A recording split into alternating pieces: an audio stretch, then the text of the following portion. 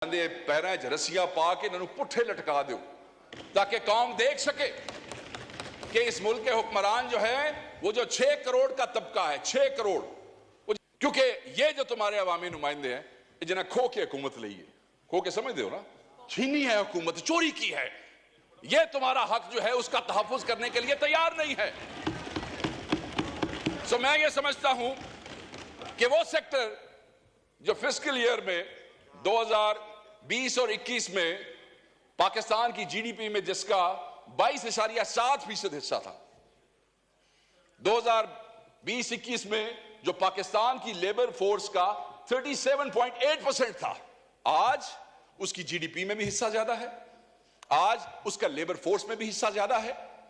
और उसी सेक्टर को डिफेंड करने के लिए, एक्चुअली डिफेंड भी थोड़ा ज्यादा हो जाएगा, उसको जिंदा रखने के लिए, उनको जो है उनकी रूह उनके अंदर रखने के लिए हम जो है वो बेबस है। ये वो किसान है जिसने बीज उधार लिया है, ये वो किसान है जिसने खाद उधार ली है, ये वो किसान है डिप्टी स्पीकर साहब जो आपके मेरे दरवाजों पे, क्योंकि सिंध का भी यही इशू है, वो बेचारा कभी बिजली का बिल लेके आता है कि मेरी किस्तें करा दो, वापडा वाले बड़े जालिम है, कभी वो कहता है शुगर मिल वाले को फोन कर दो मेरी चीनी की पेमेंट हो जाए ताकि मेरा लाइवलीहुड जो है उसका कोई गुजारा हो सके। मैं सिर्फ ये कहना चाहता हूं कि ये जुल्म न करें, इस जुल्म से आप करते हुए डरें, क्योंकि जिस दिन ये बार आ गए, सानू तो तुसी बार बार कहते हो ना कब आ रहे हो बाहर, कब आ रहे हो, जिस दिन ये बार आ गए, जो जल्दी मुझे लगता है कि आ जाएंगे, उस दिन आपका क्या बनेगा? किस मुंह से अपनी हुकूमतों को डिफेंड करेंगे, किस मुंह से अपने हलकों में जाएंगे, किस मुंह से अपने हलकों में फातिहा और जनाजे अटेंड करेंगे? ये किसान है, इसका तवक्कल अल्लाह की जात पे सबसे ज्यादा है, बीज फेंकता है, उसके बाद पानी लगाता है, फिर रब पे छोड़ देता है कि बारिश होगी, मौसम गर्म होगा, मौसम सर्द होगा, जैसे बारिश बेमौसमी हो जाए तो उसके दिल पे छुरियां चलने लग जाती हैं कि खुदा ना खास्ता अब अगर ये गंदम का दाना यहां पे गिर गया तो मेरे बच्चों का क्या होगा। वो रब पे तवक्कल करता है और जब उसके बाद कटाई हो जाती है वो बेचने के लिए जाता है तो वो बेशरम जो दरमियान वाले मार्केट के अंदर बैठे हैं वो पैसा कमा जाते हैं। आगे ही बहुत सी बद्दुआएं आपको मिल रही हैं, इस हुकूमत को मैंडेट चोरी करने की बद्दुआ मिल रही है, गरीबों को जेलों में रखने की ना हक बद्दुआएं मिल रही हैं, औरतों और बच्चों को जेलों में रखने की बद्दुआएं मिल रही है। बिस्मिल्लाह रहमान रहीम। Thank you sir. मेरा ख्याल था कि गौस साहब मेरे से पहले बोलेंगे, मगर अब उन्हें मेरे बाद जरूर मौका दीजिएगा। मैं गंदम के हवाले से बात करना चाहता हूं सर, अगर आपकी तवज्जो हो तो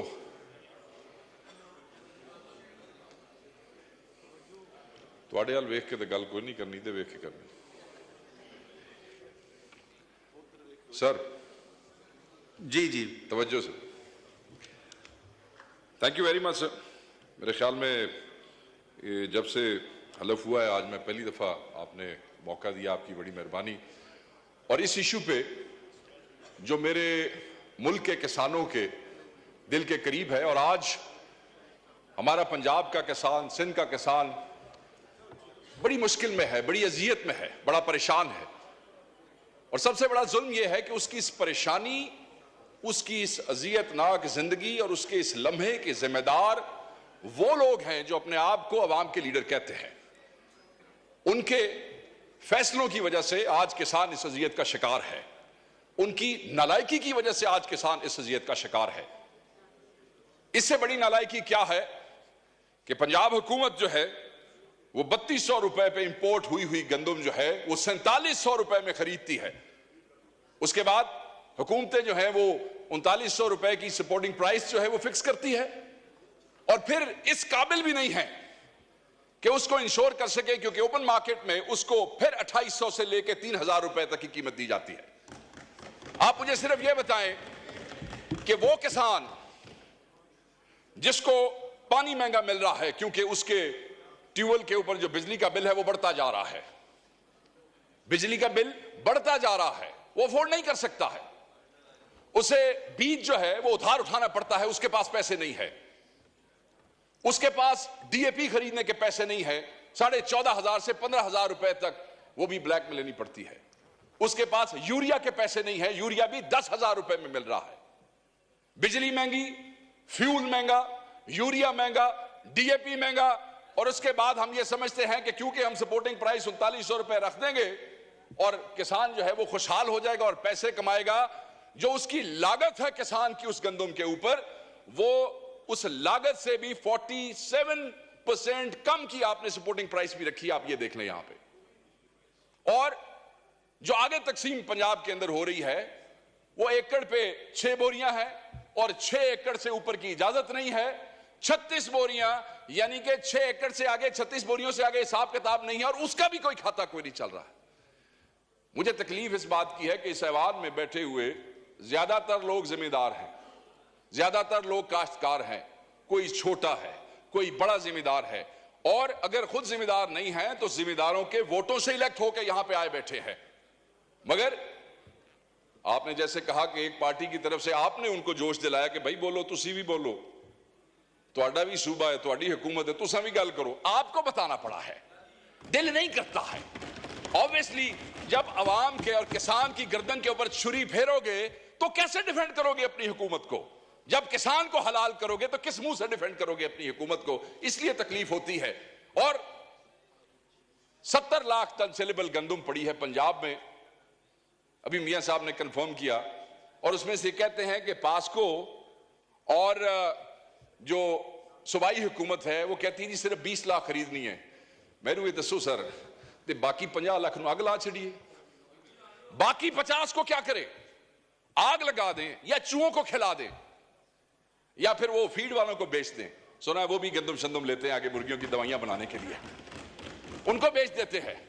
या फिर किसानों को कहते हैं कि तुसी अपने आप ਨੂੰ आग ला लो, क्योंकि ये जो तुम्हारे अवामी नुमाइंदे हैं जिन्हें खो के हुकूमत ली है, खो के समझते हो ना, छीनी है हुकूमत, चोरी की है, ये तुम्हारा हक जो है उसका तहफ्फुज करने के लिए तैयार नहीं है।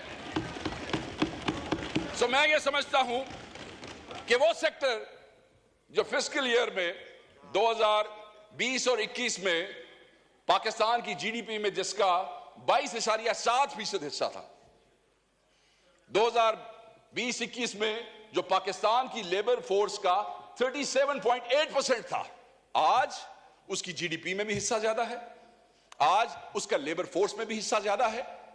और उसी सेक्टर को डिफेंड करने के लिए, एक्चुअली डिफेंड भी थोड़ा ज्यादा हो जाएगा, उसको जिंदा रखने के लिए, उनको जो है उनकी रूह उनके अंदर रखने के लिए हम जो है वो बेबस है।